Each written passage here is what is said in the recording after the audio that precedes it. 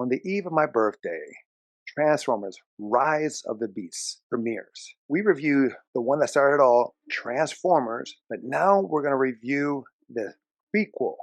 And Rotten Tomatoes has this prequel of Transformers franchise 91% by the critics and 74% by the audience. I'm there going to say it should be rated lower.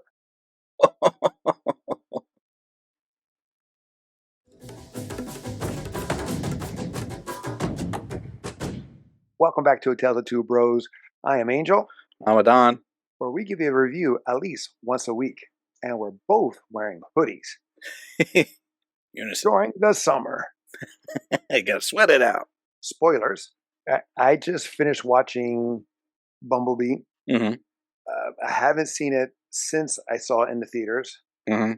You just saw it as well. Or you saw it a little before I did. True, but then not that long ago. Right. And watching it or rewatching it, it gave me more questions than answers. Similar to how Star Wars prequels trilogy gave me more questions than answers of the original. Okay, so I'm going to ask you this one question before we go into anything else.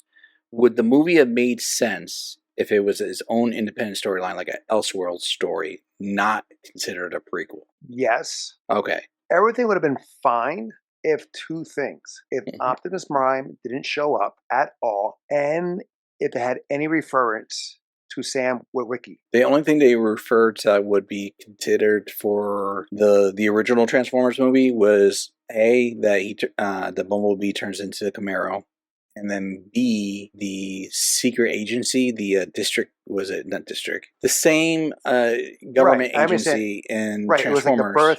It was like the birth of what John Turturro's characters. Yes.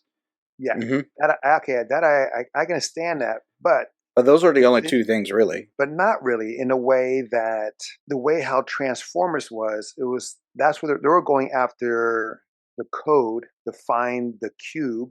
True. In the original Transformers, where here it was just like Cybertron is done for. We have to escape and regroup. And now that I think about it, in the original Transformers, they knew about Megatron from Sam Witwicky days, which was way before the 1980s. Right. Exactly. So let's go and talk about that real quick in the sense of time frame. This movie takes place in 1987. Yeah. Rise of the Beast is, I believe, in 94. Okay, so it's about 7 years or... About 7-year difference, yeah. This is not directed by Michael Bay. Right. It is produced by him. It's directed by Travis Knight, written by Christina Hodson, starring Ali Stenfeld. We know her from multiple projects, but recently from the Spider-Verse movies. You have George Lendenberg, John Cena, Pamela Adlon. She was in some other movies when teenage movies back in the day. You have John Ortiz, that was Dr. Powell. You have also reprising the role of Optimus Prime. Peter Cullen. Have some other cameos, like you have Fred Dryer, who was the sheriff. And Fred Dryer was a big television star back in the 80s and stuff like that, which I thought was a nice little Easter egg or homage to that. I'll give you this. This movie is entertaining as a standalone, what have you. It is entertaining. It did take me back a lot to the 80 time frame. Playing Alf, the cereal, the music, which was amazing. I love the music that they had here. It was almost like a long music video. The not Trans Am, but the Camaro at the end and things of that nature. That I liked. The action was good. When the action was there, it was really good. But the continuity factor is what threw me off. Yeah, and for me, when I first watched it, and I said this in our other review, when I first watched Bumblebee in theaters, I thought 100% it was an Elseworld story. I thought this was a complete standalone Transformers film, and I was okay with that. Reboot it, restart it. Because right, that's what you thought, right? It was like a reboot of the franchise, right? Exactly, and I was 100% down because I'm like, okay, we got a fresh start. This seems like it's going to be organized and it's more related to the toys. And then because prior to that, I had the Mark Wahlberg films, the Shia LaBeouf, and as the story got all the way up to number 5, which was like last night. If you thought this was convoluted for the storyline there, it gets way worse on the sequels. Not even on the prequels. On the sequels, we're adding stuff prior to the sequels that didn't exist and still don't exist. Now, real quick, that going back to the cast, and we mentioned Peter Cullen as the voice of Optimus Prime, but I didn't know who are the voices of the other characters. Bumblebee, for instance, before he lost his voice. True. It's played by Dylan O'Brien. And he's an actor that we've known him from Teen Wolf, the Maze Runner trilogy. Oh, yeah. So he plays that. Angela Bassett is one of the voices. She plays Shatter. Justin Theroux, he's Dropkick. David Sobolov, he's a Blitzwing. Gray Griffin, she's a famous voice actress. She's RC. John Bailey plays Shockwave. Soundwave. It was a good Shockwave. Yes. Oh, he'd sound just like the original. That and Soundwave, they sounded just like how they. Right. So we'll talk about that too. He's Shockwave and Soundwave. He played both. Steve Blum, he plays Wolverine in multiple animation projects. He was Wheeljack. Cliff Jumper, played by Andrew Morgado.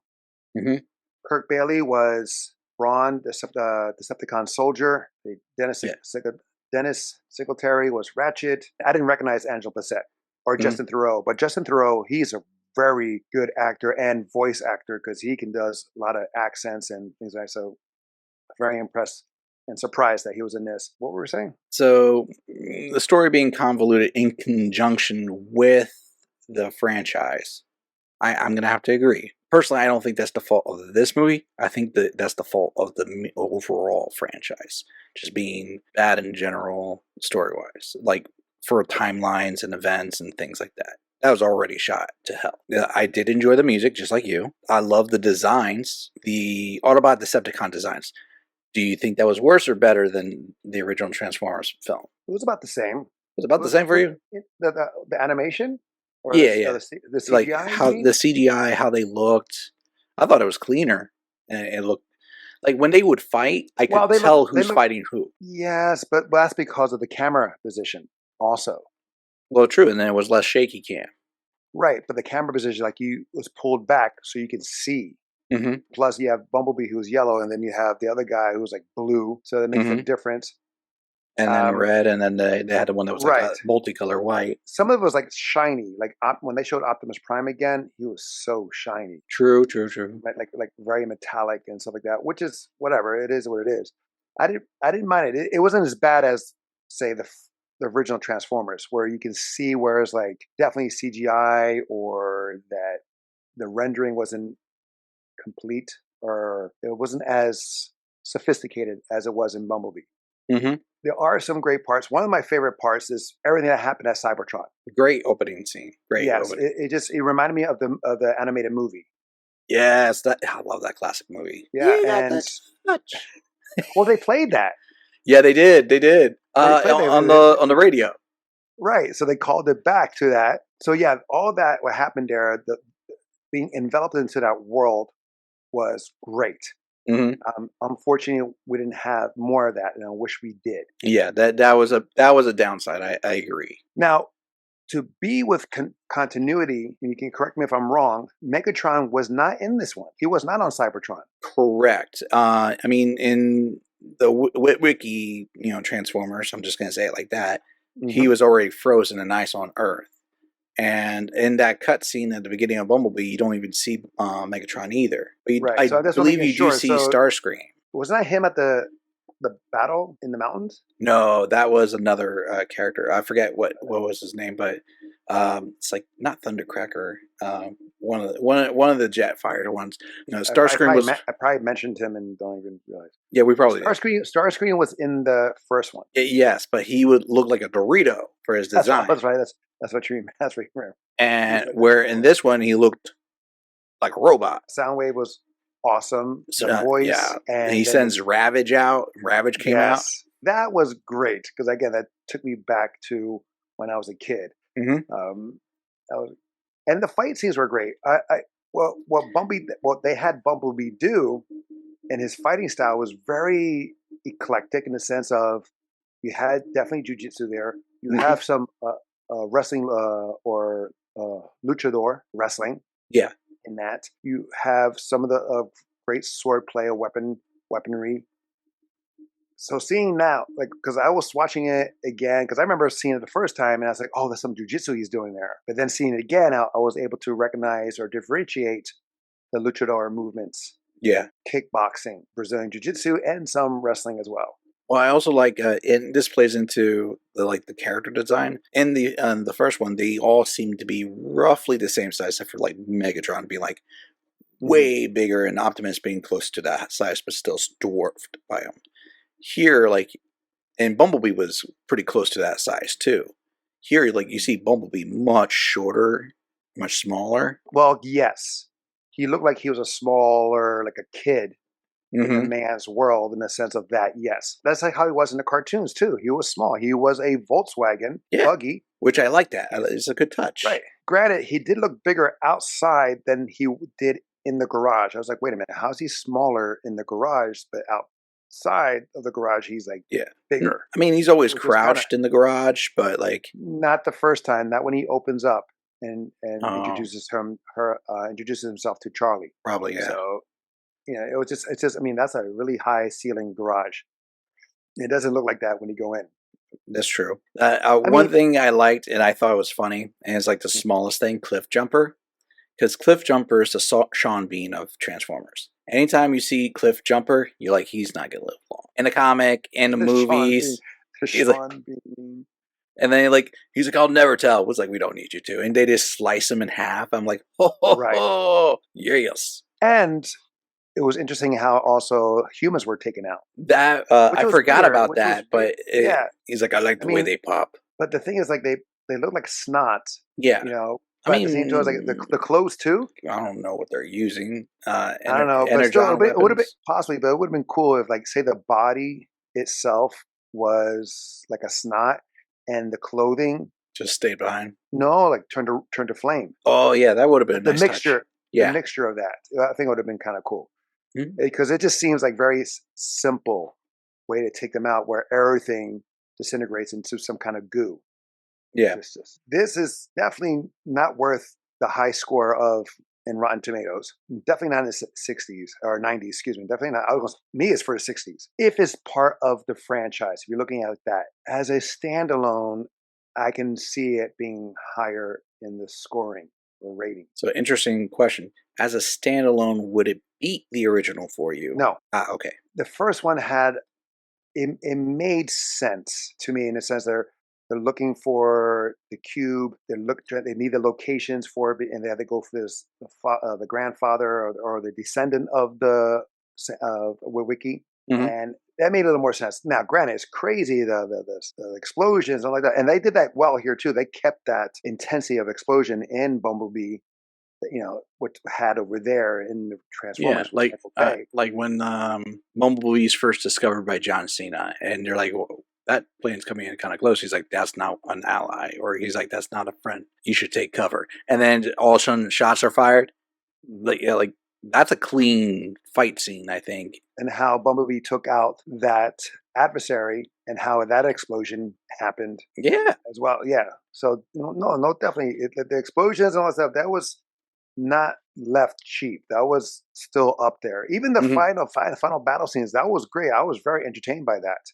Oh, when he used a chain? Oh, yes. And the guy laughed at him, and he just pulls it, and then the guy just rips apart and explodes. I did like that. But again, it's kind of hard to see this as a individual film when you know that there's like movies set after it. So that's the only thing that makes it troubling for me to have the scoring. True. I mean, and you know what? And I get that. Like, knowing that this is supposed to be a prequel and those movie sets are supposed to come after it, I get that. Especially with, at the end, Optimus Prime shows up in the original Transformers.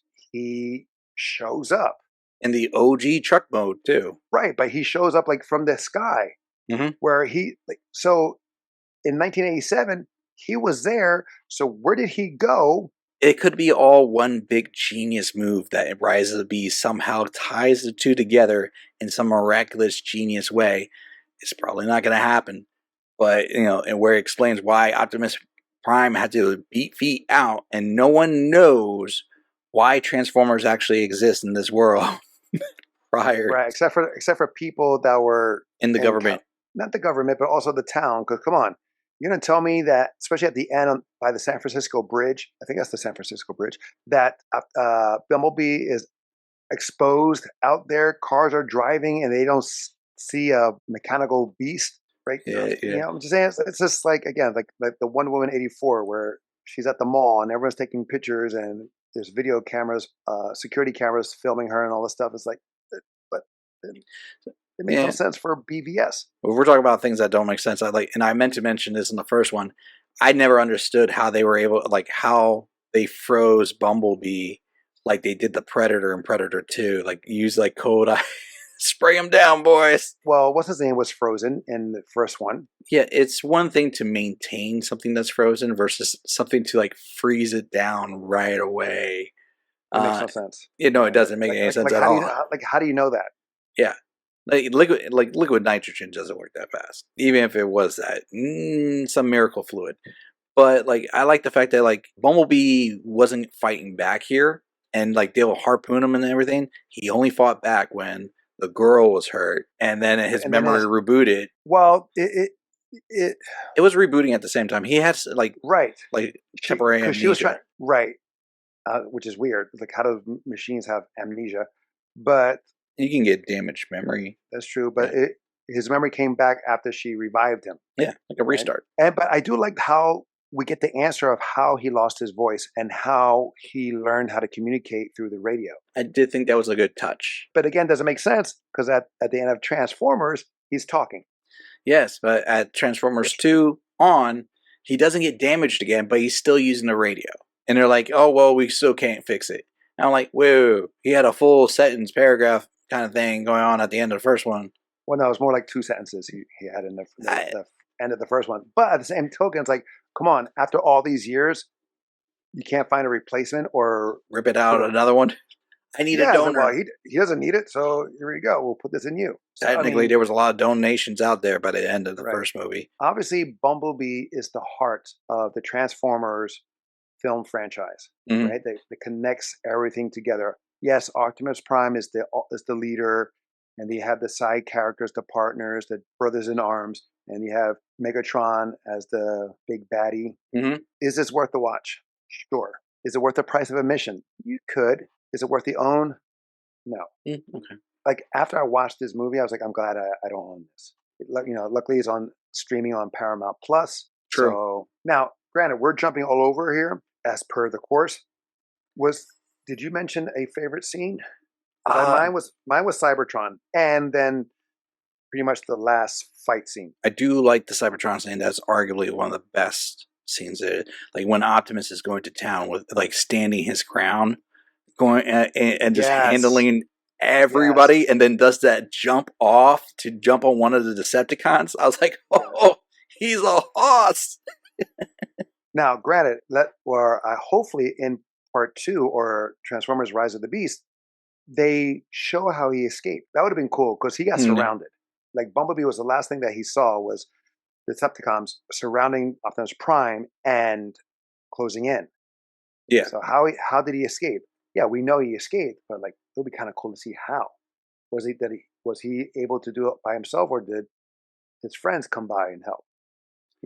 I mean, we see some of those characters in the sequel trailer. So you see RC, Wheeljack, and they're there. So it's possible. Yeah, but will they show it? That's all I'm saying.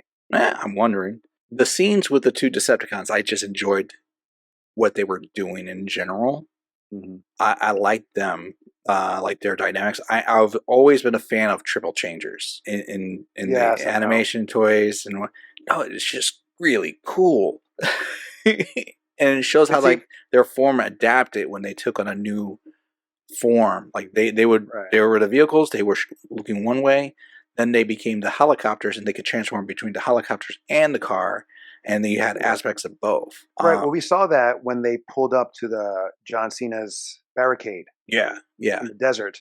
They were driving, they saw the planes, they scanned them, and then when they became back to robot form, they have the wings or the propellers already there. So that was kind of cool. But at the same token, I was bothered by that. It's like where they get the extra metal? No, well, no, it's magic. But not that, is that they'll multiple times they'll run on their feet, then they'll go into be a car, and then go to their feet or transform, and then go into a airplane or a flight. I'm like, why don't you just go to flight? The one time where they just beat up Bumblebee and they're about to call the Decepticons and they're leaving the garage. They're in robotic form. They transform into car to just go 10 feet. They transfer back into robot and then they take flight. I was like, why not just walk out the place and then go into flight?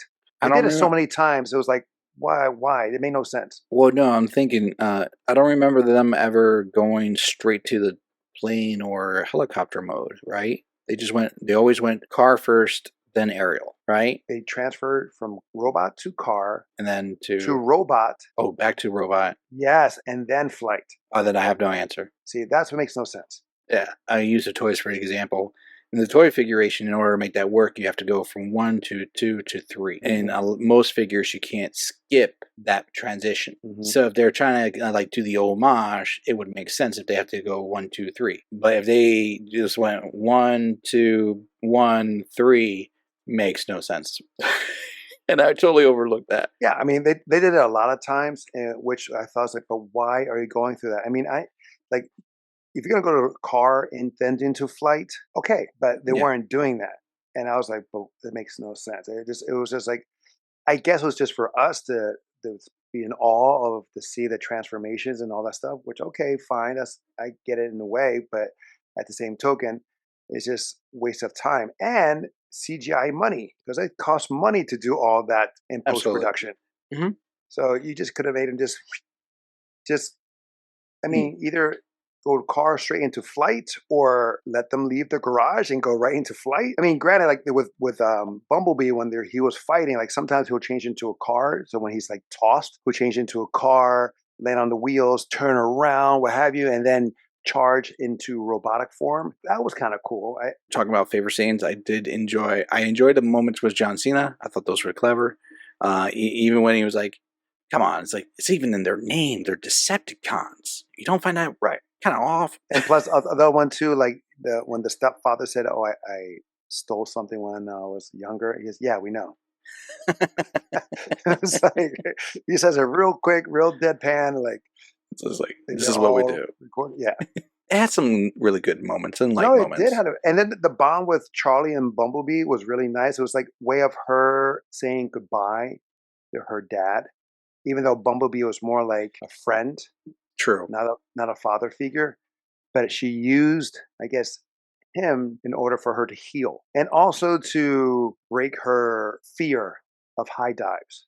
So I guess like because with her father, it was like that she had that connection of being a high diver.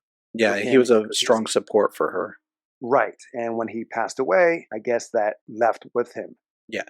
And when she had to do it to help Bumblebee, she was able to break that fear and to, I guess, move on. And she did that. She said that I have to say goodbye. I can't go with you. So she did say goodbye to her father through Bumblebee, which was a nice touch. Oh yeah. Her performance was real good. No, she's really good at acting. You can feel the emotion she has there. Again, entertaining. I'm sorry, it doesn't hold up to the original. Optimus Prime being there makes no sense unless that's a scene taken later. Possible. I mean, he did say at the beginning, "You're our scout. We're sending you here to make way for us, and we will come once you let us know." Right. Okay. But was that Optimus Prime on the bridge? I am 90% sure that was Optimus Prime. Right. So he's there. Exactly. At the time. So and again, even if he wasn't, makes no sense. Even if he wasn't, he's 100% there 7 years later. Right. Rise of the Beast. Whatever the time frame is. Yeah. Whatever the time frame is in the forest at the end. So I'm not sure. I mean, granted, like when Bumblebee is driving by that truck that looks like Optimus Prime, there is no real tell if that is Optimus Prime. We can just assume because it's the same colors. Same color, same design as the OG toys. And Bumblebee thought it was him too, but then the next scene is they're in the forest. So you have that confusion. And the timeline, again, like Star Wars. Star Wars does the same thing with what's laid out in the originals, which came out before the prequels. Now, what happens in the prequels, the timeline, the aging, the matter of time of events, all that stuff does not match of what is laid out in the original. Same thing here. It does not necessarily match. It ties in somehow, some way, but doesn't necessarily satisfy the viewer that this is a true prequel. For me, considering it as an individual film of the franchise and like kicking it out, so much better. Putting it back in the franchise, it does lose points for that. All right, you said not necessarily worth the price of admission, not to own, worth the watch for sure. Yeah, definitely worth the watch. Why not? It is entertaining. You can like put down the kids there to watch, and it's definitely a family kid friendly film for the most part. I would say for me, I was down for price of admission. I would be down like if it's just like if I had to pick like 2 films out of the entire franchise, it'll be those 2. And I will put them in separate folders. I mean, no, Bumblebee is worth the watch in a theater in a sense. You're with that big screen with the sound effects and all that stuff. Okay, sure, yeah, because you can get lost into that world. But you were saying, I cut you off, and my apologies. It's all good. It works for me because I could like literally watch the '84 animation, and then I could go to Bumblebee and be like, damn, they look very good together. They just mesh well. For me, it's worth it. I actually think it's better than the Shia LaBeouf one. But how so? For example, the action scenes are intense. You definitely have more action. It's more intense than Transformers. But I've never been a fan of the shaky cam technique and that jury. Like how we always make fun of Marvel for having the big CGI fight scenes where you can't see and understand what's happening. That's what's happening in the Michael Bay film. Where here is like crisp, clear, I understand, touches me in my childhood heart of nostalgia. I hit my microphone, and I can relate to the 1980s animation in this interpretation. And it was just a fun idea, like thinking, hey, this could be like a spin-off of like, what if they made this a sequel and turns out John Cena's really a G.I. Joe?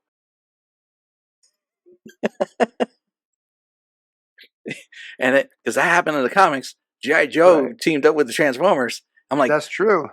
This could be. But now I'm spinning off a world on his own. I'm like, I want Yo Joe going in. Bumblebee.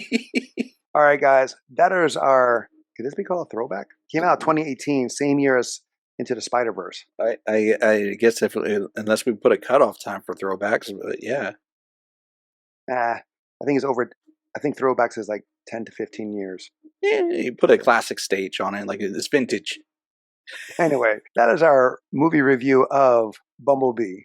Have you seen it? What was your favorite scene? What was your least favorite scene? Let us know either in the comments below or emails at talesoftwobros@gmail.com. Also, if you have a movie or show for us to review, or you would like us to review, emails at talesoftwobros@gmail.com or leave a comment below. We would love to hear from you. Until next time, will be the next time. I'm Angel. I'm Adan. Love you, bro. Love you too, bro. Do the machine change.